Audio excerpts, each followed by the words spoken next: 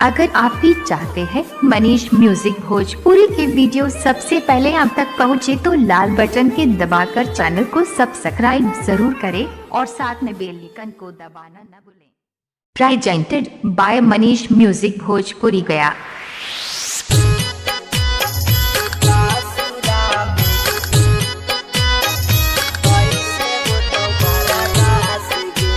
Singing by Arun Chhaila Yadav.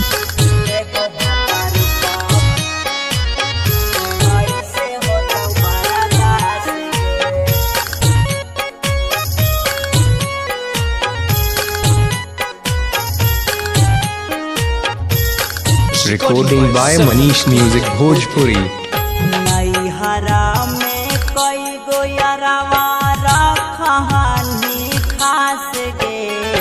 नैहरा में कई गो यारवा रखनी खास गे। आगे सासुरा में एगो भातार पा कैसे होता बरदास गे। आगे सासुरा में एगो भातार पा कैसे होता बरदास गे। जवानिया में लाग जीतौ जंग होता नास गे। जवानिया में लाग जीतौ जंग होता नास गे। आगे सासुरा में एगो भातार पा कैसे होता बरदास गे। आगे सासुरा में एगो भातार पा कैसे होता बरदास गे।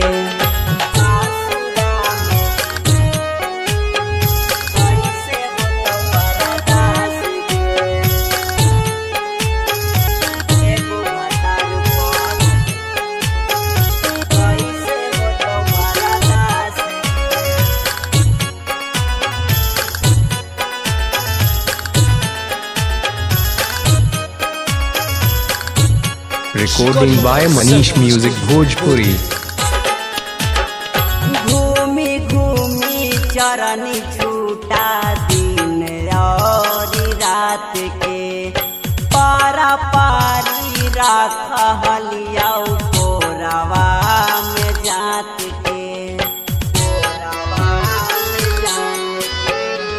घूमी घूमी चरनी छूटा दिन और रात के। पारा पारी राखलिया कोरवा में जात के। एही सोची सोची बतिया खेलहिया उतास गे। एही सोची सोची बतिया खेलहिया उतास गे।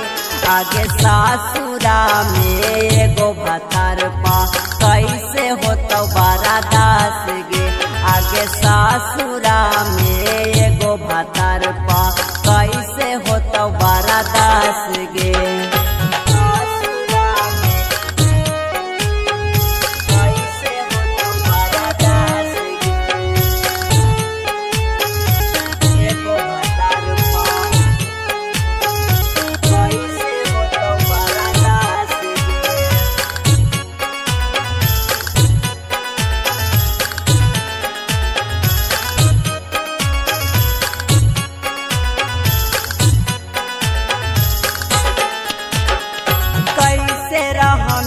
सासुरा में एतना छछन के। राजेश अरुण छैला खुश का रहल मान के। कैसे रहनी सासुरा में एतना छछन के। राजेश मुँह के सवा खुश का रहल मान के। दिन भर में 3 बेरा करहलिया उचास गे। दिन भर में 3 बेरा करहलिया उचास गे। आगे सासुरा में एगो भातार पा कैसे होता बरदास गे।